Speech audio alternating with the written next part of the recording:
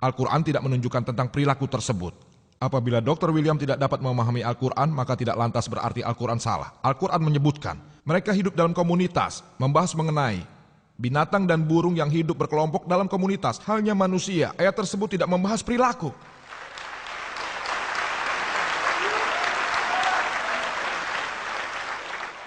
Pada zaman sekarang, ilmu pengetahuan memaparkan bahwa semua binatang, burung, dan makhluk hidup di dunia, mereka hidup dalam komunitas seperti manusia yang berarti mereka hidup bersama-sama. Saya akan membahas embriologi dari poin 8 dan 9 seperti yang Dr. William Campbell kemukakan. Dan saya akan menjawabnya dengan lebih detail. Poin-poin yang dikemukakannya dalam embriologi selain satu poin yang saya sampaikan dalam pidato saya, beliau mengatakan dari perkembangan yang disebutkan oleh Hippocrates dan Galon, beliau menunjukkan beberapa slide. Hal yang harus dicatat, hanya karena seseorang mengatakan sesuatu yang sama dengan Al-Quran, tidak lantas berarti Al-Quran telah meniru hal tersebut. Misalkan saya membuat pernyataan, tapi pernyataan saya itu telah dikatakan oleh orang lain. Hal tersebut tidak lantas berarti saya telah menjiplak. Itu mungkin saja, tapi mungkin juga tidak. Menggunakan pendekatan konflik dengan Al-Quran, ya, ia menjiplak. Mari kita analisa. Al-Quran tidak mengambil hal-hal yang salah dari Hippocrates. Apabila ia ingin menjiplaknya, ia akan menjiplak semua. Hal ini logis, kecuali apabila ia seorang ilmuwan. Baiklah, ini benar. Oh, ini salah, saya tidak akan menjiplak. Ini benar, saya akan menjiplaknya. Semua tahapan Hippocrates dan Galon tidaklah sama dengan Al-Quran. Hippocrates tidak berbicara tentang lintas seperti substansi. Mereka tidak menyinggung mudghah sama sekali. Pada bagian manakah mereka membahas hal tersebut? Pada saat itu Hippocrates dan Galon mengatakan bahwa bahkan wanita mempunyai cairan semen. Siapa yang mengatakan itu? Injil mengatakan dalam Imamat nomor 12 ayat 1-2 bahwa wanita memberikan benih. Jadi Injillah yang menjiplak Hippocrates. Injil menyebutkan dalam Ayub bab nomor 10 ayat 9 dan 10 bahwa kami menciptakan manusia dari tanah liat seperti mencurahkan susu dan mengentalkan keju. Susu cair dan keju beku adalah jiplakan yang sama percis dari Hippocrates. Mengapa jiplakan? Karena hal itu bukan firman Tuhan dan tidak ilmiah. Hal tersebut disebutkan oleh Hippocrates dan Galon, orang Yunani, bahwa manusia diciptakan seperti keju beku. Injil menirunya persis. Namun Al-Quran, alhamdulillah. Dan bila Anda menganalisa dan membaca buku tentang embriologi, bahkan Dr. Catmore mengatakan bahwa Hippocrates dan orang lain seperti Galon dan sebagainya, mereka tidak memberikan banyak sumbangan dalam hal embriologi. Seperti halnya Aristoteles. Banyak yang benar dan banyak yang salah. Lebih lanjut beliau berkata pada abad pertengahan, atau pada zaman Arab, Al-Quran memberikan tambahan-tambahan. Lalu apabila hal tersebut dijiplak sama persis, mengapa dalam bukunya Dr. Catmore mengakui Al-Quran? Ia mengakui Aristoteles dan Hippocrates, namun disebut di sana banyak yang salah. Yang tidak ia sebut, hanya kitab suci Al-Quran. Ini bukti yang cukup bahwa Al-Quran tidak dijiplak dari bangsa Yunani. Anda akan memberitahu saya bahwa dunia berbentuk bulat, dijiplak dari bangsa Yunani. Saya tahu Pogorus, orang Yunani yang hidup pada abad 6 sebelum Masehi, yang percaya bahwa bumi berotasi. Mereka juga percaya bahwa matahari dipantulkan. Apabila Nabi Muhammad, nauzubillah, menjiplak, mengapa beliau tidak menjiplak? Mereka percaya matahari tidak bergerak. Mereka percaya matahari adalah pusat alam semesta. Jadi mengapa Muhammad menjiplak hal yang benar dan menghapus hal yang tidak benar? Ini bukti bahwa Nabi Muhammad, segala puji baginya, tidak menjiplak. Beliau lalu memberikan sebuah daftar bahwa dari Yunani ke Syria, Syria ke Arab, dan penelitian besar. Satu pernyataan dari Al-Quran cukup untuk membenarkan hal tersebut.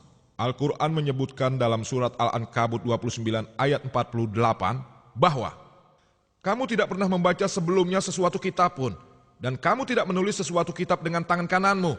Andaikan pernah, benar-benar ragulah orang yang mengingkarimu. Nabi Muhammad adalah ummi. Beliau tidak dapat menulis dan membaca. Faktor sejarah tersebut cukup untuk membuktikan bahwa beliau tidak menjiplak dari manapun. Cukup. Bayangkan, bahkan seorang ilmuwan yang sangat pandai membaca dan menulis tidak dapat melakukan hal tersebut, tapi Allah dapat membuat Nabi yang terakhir sebagai seorang ummi. Seperti orang yang menulis buku yang bertentangan dengan Islam. Mereka tidak dapat membuka mulut mereka. Ada berbagai macam hal yang dapat saya bahas lagi mengenai Injil. Saya mematahkan argumen Dr. William yang bertentangan dengan Al-Quran. Alhamdulillah tidak ada satu poin pun Al-Quran bertentangan dengan ilmu pengetahuan. Beliau belum menyinggung 22 poin yang saya kemukakan. Hanya 2 poin tapi tidak terbukti. Jadi semua 22 poin tersebut membuktikan bahwa Injil bertentangan dengan ilmu pengetahuan modern. Poin ke-23 dalam bidang zoologi. Dalam bidang zoologi disebutkan dalam Imamat bab nomor 11 ayat 6 bahwa kelinci adalah seekor pemamah biak. Kita tahu bahwa kelinci tidak memamah biak. Sebelum orang terkecoh dengan gerakan kelinci, sekarang kita tahu kelinci bukanlah seekor pemamah biak atau pula mempunyai perut yang rumit. Disebutkan dalam Proverb bab nomor 6 ayat 7 bahwa semut tidak mempunyai pemimpin, rasa, ketua. Sekarang kita tahu bahwa semut adalah serangga yang sangat canggih. Mereka memiliki sebuah sistem kerja yang sangat bagus di mana mereka memiliki pemimpin, ketua, dan pekerja. Oleh karena itulah Injil tidak ilmiah. Lebih lanjut disebut dalam Injil. Dalam Kejadian nomor 3 ayat 14 dan Yesaya 65 ayat 25 bahwa ular akan hidup debu. Tidak ada dalam buku geologi yang menyebutkan itu. Disebutkan dalam Imamat nomor 11 ayat 20. Di antara hal-hal yang menjijikkan, unggas yang berkaki 4. Beberapa ilmuwan mengatakan bahwa unggas adalah terjemahan yang salah dalam kata bahasa Yahudi, uf. Versi Raja James berarti serangga atau makhluk bersayap. Dalam versi internasional baru disebut makhluk bersayap. Juga disebutkan semua serangga. Yang berkaki 4 adalah yang menjijikkan. Mereka menjijikkan bagi Anda. Saya ingin bertanya pada Dr. William Campbell, serangga manakah yang berkaki 4? Bahkan seorang siswa SD yang baru lulus pun tahu bahwa serangga berkaki 6. Tidak ada burung, tidak ada unggas, tidak ada serangga di dunia ini yang memiliki 4 kaki. Selanjutnya terdapat binatang mitos dan binatang ajaib yang disebutkan dalam Injil, seolah mereka benar-benar ada. Contohnya unicorn. Hal ini disebut dalam kitab Yesaya bab 34 ayat 7. Seakan hewan ini benar-benar ada. Tapi di dalam kamus, hewan ini digambarkan sebagai hewan dengan tubuh kuda dan juga bertanduk, yang merupakan sebuah mitos. Waktu saya habis, saya ingin menyampaikan permintaan maaf bila telah melukai perasaan orang Kristen.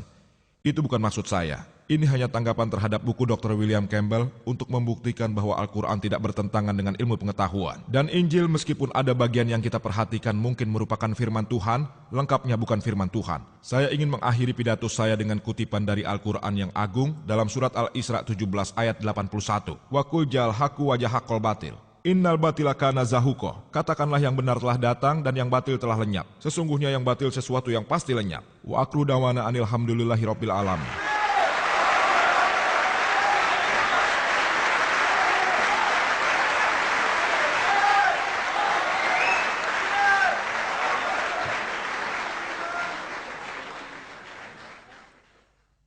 Terima kasih kepada Dr. Campbell, Dr. Zakir Naik atas presentasi Anda. Demikian juga atas tanggapannya. Akhirnya kami akan menyelenggarakan sesi partisipasi hadirin, yaitu sesi tanya jawab. Untuk memaksimalkan manfaat dalam waktu yang terbatas yang kita miliki, kira-kira 60 menit, kami menginginkan peraturan berikut ini dapat ditaati oleh para hadirin. Pertanyaan Anda harus mengenai topik pembicaraan, Al-Quran dan Bible dilihat dari sudut pandang ilmu pengetahuan. Pertanyaan yang di luar topik tersebut tidak akan ditanggapi. Harap ajukan pertanyaan Anda dengan jelas dan tidak berbelit-belit. Ini bukan saatnya untuk memberikan kuliah. Demikian pula untuk pertanyaan bantahan bagi para penanya. Dr. William Campbell dan Dr. Zakir Naik harus menjawab pertanyaan tersebut dengan jelas dan tiap jawaban tidak boleh lebih dari 5 menit. 4 mikrofon telah disediakan di auditorium untuk pertanyaan yang diajukan. 2 mikrofon yang di samping panggung untuk pria dan 2 mikrofon di bagian belakang, lorong yang di tengah untuk hadirin wanita. Bagi mereka yang ingin mengajukan pertanyaan kepada Dr. William Campbell, harap mengantri di belakang mikrofon di sebelah kiri saya. Hadirin pria di bagian depan, wanita di belakang. Dan bagi mereka yang ingin mengajukan pertanyaan kepada Dr. Zakir Naik, harap mengantri di belakang mikrofon di sebelah kanan saya. Hadirin pria di bagian depan, wanita di bagian belakang. Saya harap hadirin yang berada di balkon memaklumi kami. Kami senang ini adalah seminar yang dipenuhi para hadirin. Namun kami meminta kepada Anda yang ada di balkon dipersilahkan turun untuk memberikan pertanyaan.